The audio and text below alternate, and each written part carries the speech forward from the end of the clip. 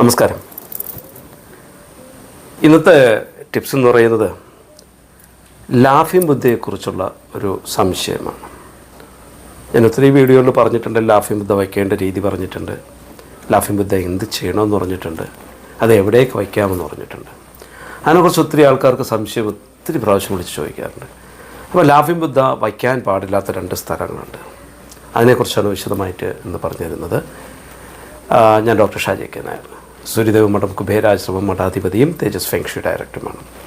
വാസ്തു സംബന്ധമായിട്ടോ ജ്യോതിഷ സംബന്ധമായിട്ടോ നിങ്ങൾക്ക് എന്തറിയണമെന്നുണ്ടെങ്കിലും നിങ്ങളുടെ വീട്ടിൽ താമസിക്കുന്ന എല്ലാവരുടെ പേര്, ഡേറ്റ് ഓഫ് ബർത്ത്, വീടിൻ്റെ ഡയറക്ഷൻ അഡ്രസ്സൊക്കെ എനിക്ക് വാട്സപ്പ് ചെയ്യും. നിങ്ങളുടെ വീട് വന്ന് നോക്കി പ്രശ്നപരിഹാരം ചെയ്തു തരാം. ഇന്നലെ വലിയൊരു വിശേഷം നടന്നിട്ടുണ്ടായിരുന്നു. എനിക്ക് ഏറ്റവും കൂടുതൽ സന്തോഷം തോന്നിയൊരു നിമിഷം അവിടെ ഞാൻ ഇന്നലെ മാളയിൽ പോയിരുന്നു. അവിടെ ഒരു വീട് നോക്കാൻ വേണ്ടി വളരെ പാവപ്പെട്ട ഒരു കുടുംബമാണ്. വളരെ പാവപ്പെട്ടെന്ന് വെച്ച് കഴിഞ്ഞാൽ പഞ്ചായത്തിൽ നിന്നൊക്കെ കിട്ടിയ വീടാണ്. അവർ ആ വീട് ഡെവലപ്പ് ചെയ്തു, ആ വീട് വെച്ചു. അപ്പോൾ അവർക്ക് എന്നെ ആ വീട്ടിൽ കൊണ്ടുവന്ന് കാണിക്കണം, ഭയങ്കര കുറേ കാലം കൊണ്ട് അവരുടെ ആഗ്രഹമായിരുന്നു. ഞാൻ ആ വീട്ടിൽ പോയി നോക്കിയപ്പോൾ ശരിക്കും പറഞ്ഞാൽ ഞാൻ ഞെട്ടിപ്പോയി. ഞാനെപ്പോഴും പറയാറുണ്ട്, വീട് ഒരു ക്ഷേത്രമാക്കി മാറ്റണമെന്ന് പറയാറുണ്ട്. ശരിക്കും അവർ ആ രീതിയിൽ മാറ്റി വെച്ചേക്കുക. കാരണം വിഗ്രഹം പ്രതിഷ്ഠിച്ച് ക്ഷേത്രമാക്കുന്ന രീതിയല്ല ഞാൻ പറഞ്ഞത്. ആ വീട്ടിനകത്ത് ചെന്ന് കയറുമ്പോൾ ഉണ്ടായിട്ടുള്ള ഒരു സുഖം, ഒരു ശാന്തത, സമാധാനം. ഞാൻ ചോദിച്ചു, ഇതൊക്കെ എങ്ങനെയാണ് ചെയ്തതെന്ന് വെച്ചാൽ പറഞ്ഞു, കഴിഞ്ഞ കുറേ വർഷം കൊണ്ട് ഞാൻ പറയുന്ന ഓരോ ടിപ്സുകൾ അവർ വീട്ടിൽ അപ്ലൈ ചെയ്തുകൊണ്ടിരിക്കുകയാണ്. അത് അവർക്ക് അത്രത്തോളം ഗുണങ്ങൾ കിട്ടിക്കൊണ്ടിരിക്കുകയാണ്. അപ്പോൾ ഞാൻ ആ പരിസരത്ത് വന്നതുകൊണ്ട് അവരെ വിളിച്ചിട്ട് അവരെ വീടും കൂടെ കൊണ്ട് കാണിച്ചതാണ്. എന്നെ കയറിയപ്പം ആ ഒരു സുഗന്ധം, ഒരു ഊതിൻ്റെ സ്മെല്ലിങ്ങനെ വന്നുകൊണ്ടേയിരുന്നു.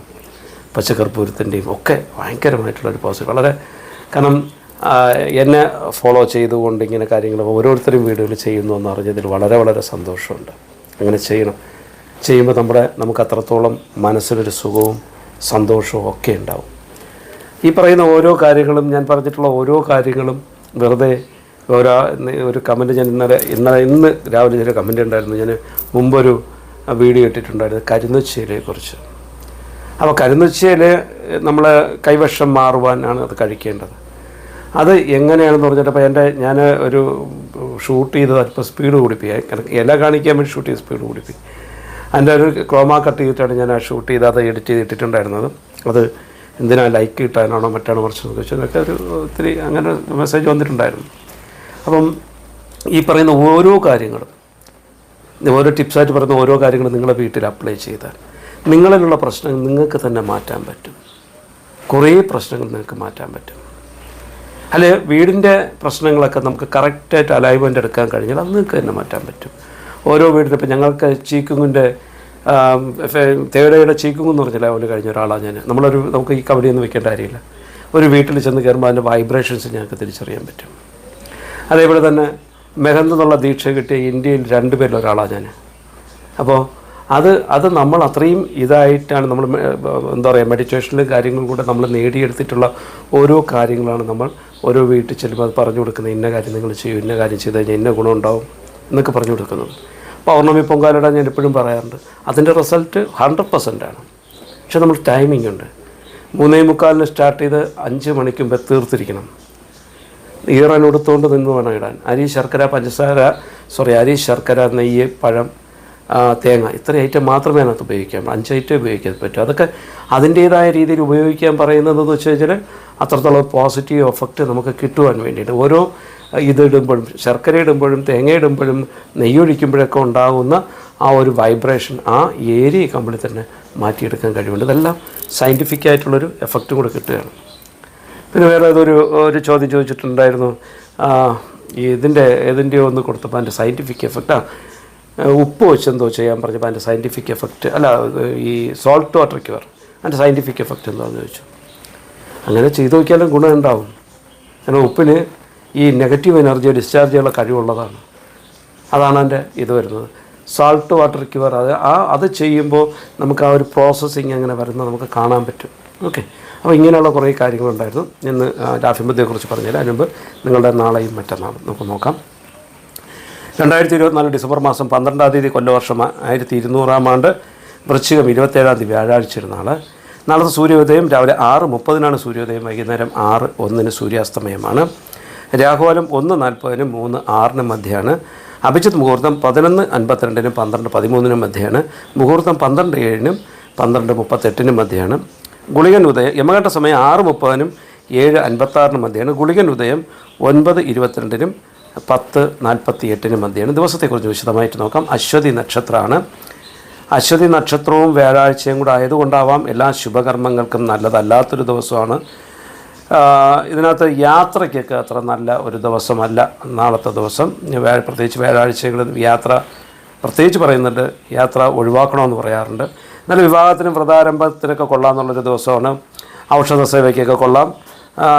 ഈ വാസ്തു സംബന്ധമായിട്ടുള്ള കാര്യങ്ങളൊക്കെ ചെയ്യുവാനും ആധ്യാത്മികമായിട്ടുള്ള കാര്യങ്ങളൊക്കെ ചെയ്യുവാനും പറ്റിയിട്ടുള്ളൊരു ദിവസവും കൂടിയാണ്. ഗുരു, ജ്ഞാനം, അറിവ് എന്നിവയുടെ ഒരു ദിവസമാണ്. വ്യാഴൻ എന്ന് പറയുമ്പോൾ അത്രയും പവർഫുള്ളാണ്. വ്യാഴാഴ്ച വ്രതമൊക്കെ എടുത്തിട്ട് നമ്മൾ അതിൻ്റേതായ രീതിയിൽ കൈകാര്യം ചെയ്തുകൊണ്ട് വളരെ നല്ലൊരു പോസിറ്റീവ് എഫക്റ്റ് നമുക്ക് കിട്ടും. പിന്നെ ജാതകമൊക്കെ നോക്കുമ്പോൾ വ്യാഴം പറഞ്ഞാൽ എല്ലാം തീർന്നു എന്നാണ് നമ്മൾ പറയാറല്ലേ. അപ്പം ആ വ്യാഴം അത്രത്തോളം പവർഫുള്ളാണ്. പറ്റുമെങ്കിൽ നിങ്ങൾക്ക് തൊട്ടടുത്തുള്ള മഹാവിഷ്ണു സ്വാമി ക്ഷേത്രമോ അല്ലെങ്കിൽ ഹനുമാൻ സ്വാമി ക്ഷേത്രവും ഇത് രണ്ടും കിട്ടിയില്ലെങ്കിൽ ശിവക്ഷേത്ര ദർശനമെങ്കിലും നടത്തി കഴിഞ്ഞാൽ അത്യുത്തമമായിരിക്കും. പ്രാർത്ഥനയോടുകൂടി പോകുന്നത് ഏറ്റവും നന്നായിരിക്കും. നമുക്ക് വ്യാഴാഴ്ച മൃത്യുദോഷങ്ങൾ എന്തെങ്കിലും ഉണ്ടോ നോക്കാം. പിണ്ടനൂർ ദോഷം, അസുപഞ്ച ദോഷം, കരിനാൾ ദോഷം, പെരുന്നക്ഷ ദോഷം, അകന്നാൾ ദോഷം എന്നിവയിൽ പ്രത്യേകിച്ച് ഒരു ദോഷവും കാണുന്നില്ല. ഒരു എന്താ പറയുക, പ്രത്യേകിച്ച് നമുക്ക് മൃത്യുദോഷങ്ങളൊന്നും പ്രത്യേകിച്ച് അതിനകത്ത് കാണാനില്ല. നമുക്ക് അടുത്ത ദിവസത്തെ കൂടെ നോക്കാം. 2024 ഡിസംബർ മാസം 13 കൊല്ലവർഷം 1200 ആണ്ട്, വൃശ്ചികം 28 വെള്ളിയാഴ്ചയാണ്. വെള്ളിയാഴ്ചത്തെ സൂര്യോദയം രാവിലെ 6:30 സൂര്യോദയം, വൈകുന്നേരം 6:01 സൂര്യാസ്തമയമാണ്. രാഹുകാലം 10:48 12:14 മധ്യയാണ്. അഭിജിത്ത് മുഹൂർത്തം 11:52 12:13 മധ്യയാണ്. മുഹൂർത്തം 12:07 12:38 മധ്യയാണ്. ഗുളികൻ ഉദയം 7:56 9:22 മധ്യയാണ്. യമകണ്ഠ സമയം 3:06 4:32 മധ്യയാണ്. ദിവസത്തെക്കുറിച്ച് നോക്കാം. ഭരണി നക്ഷത്രമാണ്. എല്ലാ ശുഭകർമ്മങ്ങൾക്കും ഉത്തമമായിട്ടുള്ളൊരു ദിവസമാണ്. കൊള്ളാൻ നല്ലൊരു ദിവസമാണ്. വിവാഹവും പെണ്ണ് കാണാൻ ചടങ്ങൊക്കെ നടത്തുവാനൊക്കെ പറ്റിയിട്ടുള്ള ഒരു ദിവസമാണ്. പുതിയ പാർട്ണർഷിപ്പ് ബിസിനസ്സൊക്കെ സ്റ്റാർട്ട് ചെയ്യാൻ പറ്റിയിട്ടുള്ളൊരു ദിവസവും കൂടിയാണ്. വളരെ കൊള്ളാം. എല്ലാം കൊണ്ടും യാത്രയ്ക്കൊക്കെ കുഴപ്പമില്ല. യാത്രയ്ക്കും ബൈക്കൊക്കെയുള്ള കാര്യങ്ങളെല്ലാം പരിഹാരക്രിയകളൊക്കെ ചെയ്യാൻ പറ്റിയിട്ടുള്ളൊരു ദിവസവും കൂടിയാണ്. നല്ലൊരു ദിവസമാണ്. ഐക്യത്തിൻ്റെയും പൂർണ്ണതയുടെയും സന്തോഷത്തിൻ്റെയും സമാധാനത്തിൻ്റെയും ഒക്കെ ഉള്ള ഒരു നല്ലൊരു ദിവസമാണ് ഈ പറയുന്ന വെള്ളിയാഴ്ചത്തെ ദിവസം. വെള്ളിയാഴ്ച ദിവസം പറ്റുമെങ്കിൽ ദുർഗാദേവി ക്ഷേത്ര ദർശനവും അല്ലെങ്കിൽ ഭദ്രകാളി ദേവി ക്ഷേത്ര ദർശനമൊക്കെ നടത്തിയാൽ ഏറ്റവും അത്യുത്തമമായിരിക്കും. നമുക്ക് വെള്ളിയാഴ്ച ദിവസം രാത്രി കിടക്കുമ്പോൾ എള്ള് തലയെണ്ണയുടെ അടിയിൽ വെച്ച് കിടന്ന് ഉറങ്ങാൻ ഞാൻ പറഞ്ഞിട്ടുണ്ട്. അതേപോലെ ചെയ്യാൻ നോക്കുക. ശനിയാഴ്ച രാവിലെ ഈ ശനിദോഷ പരിഹാരത്തിന് വേണ്ടി നമുക്ക് എള്ള് വച്ച് ചോറുണ്ടാക്കി കാക്കയ്ക്ക് കൊടുക്കാൻ പറ്റിയ രീതിയിലാണ് നമ്മളങ്ങനെ ചെയ്യേണ്ടത്. അതായത് കിടക്കും, ഞാൻ ഒന്നുകൂടെ ഓർമ്മിപ്പിക്കുക. അതൊക്കെ എല്ലാവർക്കും അറിയാവുന്ന കാര്യമാണ്, എന്നാലും ഒന്നുകൂടെ ഓർമ്മിപ്പിക്കുകയാണ്. ഒരു പിടി എള്ളെടുത്തിട്ട് ഒരു കറുത്ത തുണിയിലോ അല്ലെങ്കിൽ വെള്ള തുണിയിലോ പൊതിഞ്ഞിട്ട് നമ്മുടെ തലയണയുടെ അടിയിലോ മെത്തയുടെ അടിയിലോ വെച്ചിട്ട് കിടന്നുറങ്ങാം. ശനിയാഴ്ച രാവിലെ എണീച്ചിട്ട് അതിനെ ചോറുണ്ടാക്കുക. ഈ എള്ള് മാറ്റിക്കുക. നമ്മൾ കുറച്ച് അരിയെടുത്ത് ചോറുണ്ടാക്കുക. അത് വറ്റിച്ചെടുത്തതിന് ശേഷം ഈ എള്ള് അതിലോട്ട് വിതറിയിട്ടൊന്ന് എല്ലാം കൂടെ മിക്സ് ചെയ്യുക. ശുദ്ധമായിട്ടുള്ള 1 2 3 തുള്ളി നല്ലെണ്ണ അതിനകത്ത് ഒഴിക്കുക. ശുദ്ധമായിട്ടുള്ള നല്ലെണ്ണ ഒഴിക്കണം. എന്നിട്ട് എല്ലാം കൂടെ ഒന്ന് മിക്സ് ചെയ്ത് ഉരുട്ടയൊന്നും ചെയ്ത് മിക്സ് ചെയ്തിട്ട് പറവകൾക്ക് കൊടുക്കുക. കാക്കയ്ക്ക് കൊടുക്കുക അല്ലെങ്കിൽ പ്രാവിന് കൊടുക്കുക, എന്ത് കൊടുക്കുക. അത് പറവകൾക്ക് എടുത്തുകൊണ്ട് പോകും. കാക്കയ്ക്ക് അത് കഴിക്കുമ്പോൾ നമുക്കൊരു അത്യുത്തമമായിട്ടുള്ളൊരു ഇതാണ് ഉണ്ടാകുന്നത്. കാരണം ശനി ഭഗവാന്റെ വാഹനമാണ് കാക്ക. ശനിദോഷ പരിഹാരത്തിന് ഏറ്റവും നല്ലതാണ്. ഇപ്പം ഒരുവിധപ്പെട്ട ആൾക്കാർക്കൊക്കെ ഇന്നലത്തെ ശനിക്കൊരു ചേഞ്ച് ഉണ്ടായിരുന്നു. അതനുസരിച്ച് ഒത്തിരി മാറ്റങ്ങളൊക്കെ ഇനിയുള്ള കാലങ്ങൾക്കുണ്ടാവും. എപ്പോഴും ഏത് കാര്യം നമ്മൾ ചെയ്യുമ്പോൾ പ്രാർത്ഥനയോടും അഹങ്കാരം ഒഴിവാക്കിക്കൊണ്ട് നല്ല രീതിയിൽ അത് പ്രവർത്തിച്ചുകൊണ്ട് ഏറ്റവും നല്ലതായിരിക്കും ഏത് കാര്യം. നമുക്ക് ഒരു ദിവസത്തെക്കുറിച്ച് അതിൽ അന്നത്തെ മൃത്യുദോഷം എന്തെങ്കിലും നോക്കാം. പിണ്ടനൂർ ദോഷം, അസുപഞ്ച ദോഷം, കരിനാൾ ദോഷം, പെരുന്നക്ഷ ദോഷം, അകന്നാൾ ദോഷം എന്നിവയിൽ പിണ്ടനൂർ ദോഷമുണ്ട്. അപ്പം അതൊന്ന് ശ്രദ്ധിക്കുക. വെള്ളിയാഴ്ച ആരെങ്കിലും മരണപ്പെടണമെങ്കിൽ അവർക്ക് പിണ്ടനൂർ ദോഷം ഉണ്ട്, ശ്രദ്ധിച്ചു കൊണ്ടുപോകുക. ഓക്കെ, നമുക്കൊരു ദിവസത്തെ കൂടെ നോക്കാം. കാരണം ഞാൻ നാളെ ഇടുക്കിയിലാണ്, കട്ടപ്പന ഭാഗത്തൊക്കെ പോകുന്നുണ്ട്. അത് കഴിഞ്ഞ് അവിടുന്ന് ഡയറക്റ്റ് വീണ്ടും ഈ പറയുന്ന തൃശ്ശൂരോട്ടൊന്ന് പോകണം. പോയിട്ട് വരുമ്പോൾ ലേറ്റാവും. ശനിയാഴ്ചത്തെ ദിവസം കൊണ്ട് പറയാം. ശനിയാഴ്ച സൂര്യദേവ് നമ്മുടെ കുബേരാശ്രമത്തിൽ വെച്ച് കുബേരപൂജ ഒക്കെ നടക്കുന്നൊരു ദിവസമാണ്. പറ്റുമെങ്കിൽ 2ാമത്തെ ശനിയാഴ്ചയും കൂടെയാണ്. അതിവിശേഷാൽ കുബേരപൂജയാണ് സൂര്യദേവയുടെ കുബേരാശ്രമത്തിൽ വെച്ച് ഈ ശനിയാഴ്ച എല്ലാ 2ാമത്തെ ശനിയാഴ്ച നടക്കുന്നത്. അപ്പോൾ നിങ്ങൾക്ക് പറ്റുമെങ്കിൽ പങ്കെടുക്കാൻ ശ്രമിക്കുക. പങ്കെടുക്കുന്നവർ 108 നാണയം കൊണ്ടുവരണം. അതേപോലെ തന്നെ ഒരു തേങ്ങ നിങ്ങളുടെ തലയ്ക്കൊഴിഞ്ഞ് കൊണ്ടുവരണം, ഒരു തേങ്ങ വീട്ടിന് 3 പ്രാവശ്യം ഒഴിഞ്ഞ് കൊണ്ടുവരിക. ഈ 108 നാണയം പൂജ കഴിഞ്ഞ് നിങ്ങൾക്ക് തിരിച്ചു കൊണ്ടുപോകാൻ പറ്റും. നിങ്ങൾ ഡയറക്റ്റ് വന്ന് പൂജ ചെയ്യാൻ പറ്റിയാൽ അത്യുത്തമമാണ്. അല്ലാതെ നിങ്ങൾ ഓൺലൈൻ വഴി പൂജ ചെയ്യണമെങ്കിൽ നിങ്ങൾ എന്നെ വിളിച്ചു കഴിഞ്ഞാൽ നിങ്ങളുടെ പേരും നാൾ ഒക്കെ പറഞ്ഞു കഴിഞ്ഞാൽ നിങ്ങളുടെ ഇവിടുന്ന് പൂജ ചെയ്തേക്കാം. അപ്പം എങ്ങനെ വേണമെന്ന് പറഞ്ഞോളൂ. ഒരു ചെറിയൊരു ഫീസുണ്ട്, അത് അടച്ചു കഴിഞ്ഞാൽ നിങ്ങൾക്ക് പൂജ ചെയ്യാൻ പറ്റും. ഓക്കെ, നമുക്ക് ശനിയാഴ്ചത്തെക്കുറിച്ചൊന്ന് നോക്കാം. 2024 ഡിസംബർ മാസം 14-ാം തീയതി, കൊല്ലവർഷം 1200 ആണ്ട്, വൃശ്ചികം 29 ശനിയാഴ്ചയാണ്. ശനിയാഴ്ചത്തെ സൂര്യോദയം രാവിലെ 6:31 സൂര്യോദയം, വൈകുന്നേരം 6:01 സൂര്യാസ്തമയമാണ്. രാഹുകാലം 9:23 10:49 മധ്യയാണ്. അഭിജിത്ത് മുഹൂർത്തം 11:53 12:14 മധ്യയാണ്. മുഹൂർത്തം 12:08 12:39 മധ്യയാണ്. ഗുളികൻ ഉദയം 6:31 7:57 മധ്യയാണ്. യമകണ്ഠ സമയം 1:41 3:07 മധ്യയാണ്. ദിവസത്തെക്കുറിച്ചൊന്ന് വിശദമായിട്ട് നോക്കാം. രോഹിണി നക്ഷത്രമാണ്. എല്ലാ ശുഭകർമ്മങ്ങൾക്കും ഉത്തമമായിട്ടുള്ളൊരു ദിവസം കൂടിയാണ്.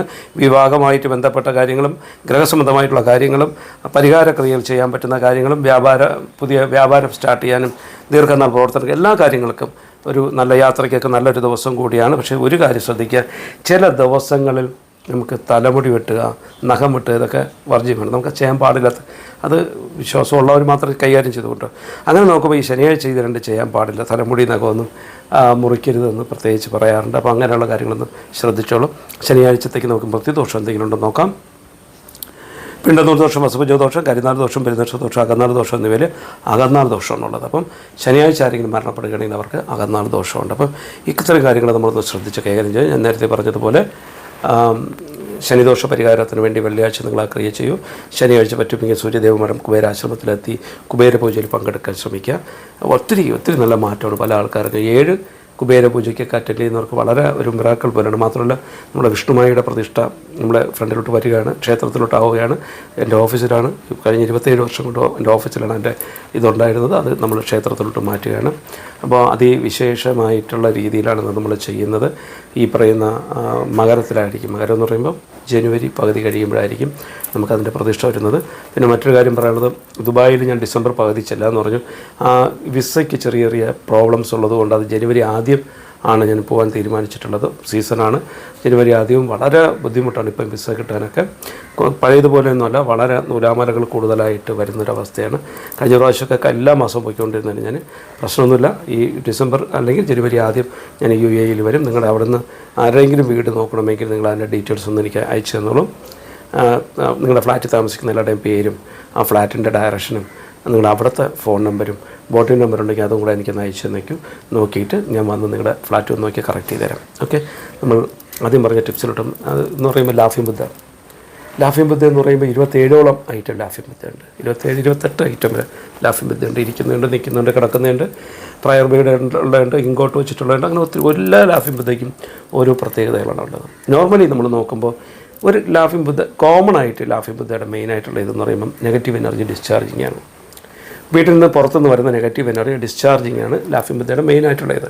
അതിനെ ആരാധിക്കേണ്ട കാര്യമില്ല. പക്ഷെ ആരാധിച്ചാൽ നമുക്ക് വൻ ഗുണങ്ങൾ ലാഫിംഗ് ബുദ്ധ തരും, വാരിക്കോരി നമുക്ക് തരും എന്നാണ് പറയാറ്. അപ്പം അത്രയും രീതിയിൽ നമ്മൾ ലാഫിംഗ് ബുദ്ധയെ കെയർ ചെയ്ത് നമ്മൾ കൊണ്ടുപോകണമെങ്കിൽ വളരെ പവർഫുള്ളാണ്. എനർജൈസ് ചെയ്യണം. എല്ലാ ആഴ്ചയിലും ഒരു ദിവസം അത് എനർജൈസ് ചെയ്ത് കൊണ്ടുപോകണം. എങ്ങനെയെന്ന് വെച്ച് കഴിഞ്ഞാൽ ഇടത് കയ്യിൽ വയ്ക്കുക, വലത് കൈയുണ്ട് ഒരു റോസ് വാട്ടർ ഇതിൽ മിക്സ് ചെയ്ത് വയ്ക്കുക, ഒരു 3 പ്രാവശ്യവും അതിൻ്റെ വെള്ളം ഒഴിക്കുക, ഒരു ചന്ദനത്തിൽ കത്തിക്കുക, അതിങ്ങനെ പിടിക്കുക, ആൻറ്റി ക്ലോക്ക് വൈസിൽ 3 പ്രാവശ്യം അല്ലെങ്കിൽ 6 പ്രാവശ്യം ഒഴിയുക, ഒന്ന് കുടയുക, ക്ലോക്ക് വൈസിൽ 9 പ്രാവശ്യം, ആൻറ്റി ക്ലോക്ക് വൈസിൽ 6 പ്രാവശ്യം, ക്ലോക്ക് വൈസിൽ 9 പ്രാവശ്യം ഒഴിഞ്ഞിട്ട് വയ്ക്കുക. എല്ലാ ആഴ്ചയിലും ഇത് ചെയ്തു കഴിഞ്ഞാൽ ഓട്ടോമാറ്റിക്കായിട്ട് അത് എനർജൈസ് ആകും. അതിനകത്ത് നമ്മൾ ജോലി ചെയ്യുന്ന അതിൻ്റെ ഒരു വിഹിതം, 1000 രൂപയ്ക്ക് നമ്മുടെ ജോലി ആണെങ്കിൽ 1 രൂപ അല്ലെങ്കിൽ 100 രൂപ 10 രൂപ നിങ്ങൾക്ക് ഇഷ്ടമുള്ള പൈസ ഒരു വിഹിതം അതിൻ്റെ മുന്നിൽ നിങ്ങൾ വച്ച് നോക്കാം. വച്ച് നോക്കിക്കഴിഞ്ഞാൽ അത് നിങ്ങൾക്ക് അടുത്ത ദിവസം നിങ്ങൾക്ക് 2000 രൂപ കിട്ടുവാൻ വേണ്ടി അത് നമ്മളെ സഹായിക്കും. ഇതെല്ലാം ഒരു വിശ്വാസമാണ്. അതനുസരിച്ച് പോകാം കേട്ടോ. അത് വളരെ നല്ലൊരു മാറ്റമുണ്ട്. പിന്നെ ലാഫിംഗ് ബുദ്ധ വയ്ക്കാൻ പാടില്ലാത്ത 2 സ്ഥലങ്ങളുണ്ട്. ഒന്ന്, ബെഡ്റൂമിൽ ലാഫിംഗ് ബുദ്ധ വയ്ക്കരുത്, ഡൈനിങ് റൂമിൽ ലാഫിംഗ് ബുദ്ധ വയ്ക്കരുത്. ഡൈനിങ് റൂമിൽ വയ്ക്കുന്നത് ലുക്ക് ഫുക്സുക്ക് എന്ന് പറഞ്ഞ ഒരു അതായത് ചൈനീസ് ദേവന്മാരാണ്. അതാണ് നമ്മുടെ ഡൈനിങ് റൂമിൽ വയ്ക്കേണ്ടത്. ബെഡ്റൂമിൽ വയ്ക്കേണ്ടത് നമുക്ക് ഇതുണ്ട്, മാൻഡറിൻ ഡക്കുണ്ട്, ഇങ്ങനെയുള്ള കാര്യങ്ങളൊക്കെയാണ് ബെഡ്റൂമിൽ വയ്ക്കേണ്ടത്. അല്ല, ലാഫിംഗ് ബുദ്ധ വയ്ക്കുമ്പോൾ ഒരിക്കലും ഡൈനിങ്ങിലോ അല്ലെങ്കിൽ ബെഡ്റൂമിലോ വയ്ക്കരുത്. മെയിൻ ഡോറിൽ നോക്കിയിരിക്കും. നിങ്ങളുടെ വീട് എങ്ങോട്ടായിക്കോട്ടെ ദർശനം, പ്രധാന വാതിലിൽ നോക്കിയിരിക്കത്തക്ക രീതിയിൽ വേണം നമ്മൾ ലാഫിംഗ് ബുദ്ധ വയ്ക്കാൻ. ഒരു വാതിലിൽ നിന്ന് കയറുമ്പോൾ ലെഫ്റ്റിലോ റൈറ്റിലോ വെച്ചിട്ട് വാതിലോട്ട് നോക്കിയിരിക്കുക. തറയിൽ നിന്ന് ഒരു 30-32 ഇഞ്ച് ഹൈറ്റ്, ഇഞ്ചാണ് അടിയല്ല, 30-32 ഇഞ്ച്, അതായത് വ്യൂ പോയിൻ്റ് ഐ ലെവലിലാണ് നമുക്കെപ്പോഴും ലാഫിംഗ് ബുദ്ധ ഇരിക്കുന്നത്. ഒരാൾ കയറി വരുമ്പം അവർക്ക് ഫസ്റ്റ് കാണണം ലാഫിംഗ് ബുദ്ധ, അവർക്ക് സ്ട്രൈക്ക് ചെയ്യണം. അങ്ങനെയാണ് ലാഫിംഗ് ബുദ്ധ വയ്ക്കേണ്ടത്. അപ്പം ലാഫിംഗ് ബുദ്ധയെക്കുറിച്ച് ഈ പറഞ്ഞ 10-28 ലാഫിംഗ് ബുദ്ധയെക്കുറിച്ച് ഞാൻ വിശദമായിട്ട് ഒരു വീഡിയോ ഇടുന്നുണ്ട്. അതിൽ നിങ്ങൾക്ക് അറിയാൻ പറ്റും. മുമ്പൊരു വീഡിയോ ഇട്ടിട്ടുണ്ട്, നിങ്ങൾക്ക് പഴയ വീഡിയോ ആണ്, ഒരു 6 വർഷത്തിന് മുമ്പൊക്കെയുള്ള ഒരു വീഡിയോ ആണെന്ന് തോന്നുന്നു, അതിലിട്ടിട്ടുണ്ട്. അപ്പോൾ നിങ്ങൾ ഇങ്ങനെ ഒരു കാര്യം ചെയ്യുക, നിങ്ങളുടെ വീട്ടിൽ ലാഫിംഗ് ബുദ്ധ ഉണ്ടെങ്കിൽ അത് ഇതേപോലെ ഒന്ന് എനർജൈസ് ചെയ്യുക, കഴുകി റെഡിയാക്കി എടുത്തതിന് ശേഷം മെയിൻ ഡോറിൽ നോക്കിയിരിക്കത്തക്ക രീതിയിൽ വയ്ക്കുക. നിങ്ങളുടെ ഡൈനിങ് റൂമിൽ ലാഫിംഗ് ബുദ്ധ വയ്ക്കാതിരിക്കുക, ബെഡ്റൂമിലും ലാഫിംഗ് ബുദ്ധ വയ്ക്കാതിരിക്കുക. ഇത്രയും കാര്യങ്ങൾ ശ്രദ്ധിക്കുക. അടുത്തൊരു എപ്പിസോഡുമായിട്ട് കാണുന്നതുവരേക്കും വളരെ നന്ദിയുണ്ട്. പിന്നെ ഇവിടെ വീടൊന്ന് നോക്കി കറക്റ്റ് ചെയ്യണമെങ്കിൽ ഡേറ്റ് ഓഫ് ബർത്ത് ഒക്കെ വാട്സാപ്പ് ചെയ്തോളൂ. നാളെ ഞാൻ ഇടുക്കിയിലുണ്ട്, മറ്റന്നാൾ വീണ്ടും തൃശ്ശൂരുണ്ട്. അപ്പോൾ ഈ 2 ദിവസമുണ്ട്. വ്യാഴം വെള്ളിയും ശനിയാഴ്ച സൂര്യദേവൻ ഇവിടെ കുബേരാശ്രമത്തിലുണ്ട്. കാരണം ഇവിടെ വെച്ച് കുബേര പൂജ നടക്കുന്ന ദിവസമാണ്. അടുത്തൊരു എപ്പിസോഡുമായിട്ട് കാണാം. നന്ദി, നമസ്കാരം.